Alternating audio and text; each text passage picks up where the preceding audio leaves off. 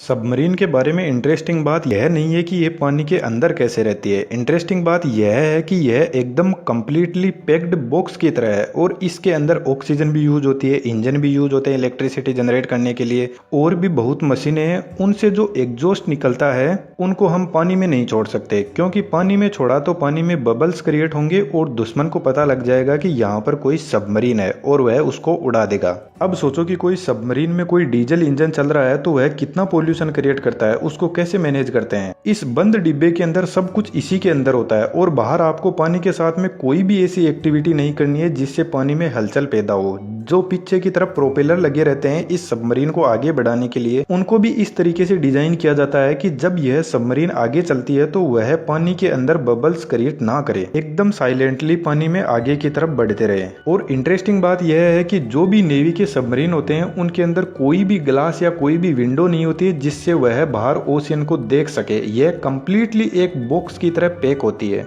Submarine कितनी depth में water में जा सकती है, यदि कोई सबमरीन डूब रही है तो उसमें जो क्रू मेंबर होते हैं उनका क्या होता है, इनमें जो कम्युनिकेशन का सिस्टम होता है वह किस टाइप का होता है, इन सभी क्वेश्चन के जवाब इस वीडियो में जानेंगे। इस सबमरीन के बारे में एक एक फैक्ट लेते हैं और उनको सोल्व करते हैं और आगे बढ़ते हैं। सबसे फर्स्ट फैक्ट है सबमरीन पानी के अंदर कैसे जाता है। सबमरीन से बाहरी ओशियन के अंदर बड़े बड़े शिप होते हैं, वह तो नहीं डूबते, वह तो कितना सारा वजन लेकर सरफेस पर आराम से चलते हैं। तो फिर यह सबमरीन कैसे पानी के अंदर डूब कर जाता है। पहले इसे आसान भाषा में समझते हैं। इस सबमरीन के अंदर 3 टैंक होते हैं, एक बीच में और एक फ्रंट और एक रियर साइड में। जब पानी में इस सबमरीन को नीचे जाना होता है तो यह जो बीच का टैंक होता है इसके अंदर पानी भर दिया जाता है, तो सबमरीन की डेंसिटी वाटर की डेंसिटी से ज्यादा हो जाएगी और सबमरीन आसानी से पानी के अंदर चली जाएगी। और जो आगे पीछे के टैंक है वह सबमरीन को बैलेंस करने के लिए काम में आते हैं। जैसे सबमरीन को पानी के नीचे की तरफ जाना है तो आगे वाले टैंक में पानी भर देंगे और पीछे वाले में खाली कर देंगे, तो यह इसका मुंह नीचे की तरफ हो जाएगा और नीचे की तरफ बढ़ती रहेगी।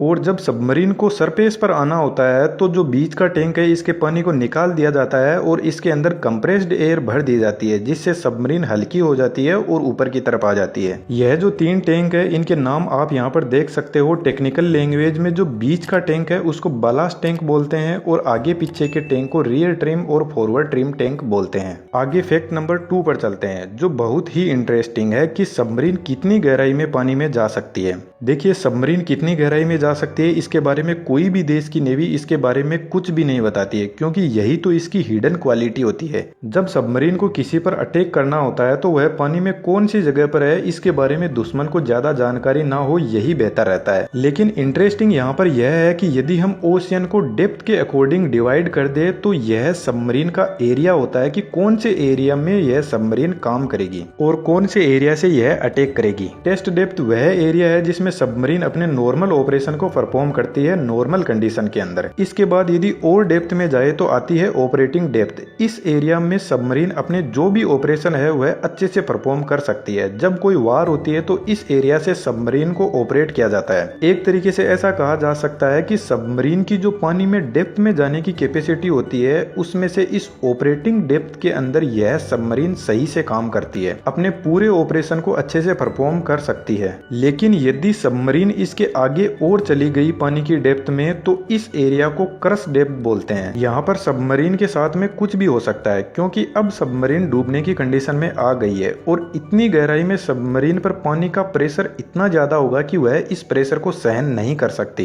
क्योंकि पूरा का पूरा ओशियन इस सबमरीन को प्रेशराइज कर रहा है पानी से। फैक्ट नंबर 3 की भी हम इसी पॉइंट में जान लेते हैं कि इस डेप्थ के अंदर सबमरीन और सबमरीन के अंदर जो क्रू मेंबर की टीम है उसके साथ में क्या होगा। जब यह सबमरीन बहुत गहराई में चली जाएगी यानी क्रश डेप्थ में, तो पानी का प्रेशर इस सबमरीन को उस तरीके से टुकड़ों में तोड़ देगा जिस तरीके से हम किसी गुब्बारे को पकड़कर फोड़ देते हैं। जब सबमरीन अपनी बाउंड्री को क्रॉस करके चली जाती है नीचे की तरफ तो इसमें काम करने वाली जो क्रू मेंबर की टीम है वह भी इस प्रेशर को सहन नहीं कर पाएगी और उनके लंग्स और हार्ट फेल हो जाएंगे और इस प्रेशर की वजह से इस सबमरीन में एक जबरदस्त धमाका होगा और इसके इतने टुकड़े हो जाएंगे कि यदि इसको कोई ढूंढने भी आएगा तो उसको कुछ भी नहीं मिलेगा। तो इस तरीके से जो सबमरीन होती है इसके एरिया में रहकर ही वह अपना काम करती है और वह एक्चुअल में कितनी डेप्थ पर जा सकती है इसके बारे में कोई कंफर्म डेटा किसी के पास में नहीं होता, सिर्फ नेवी के पास में होता है।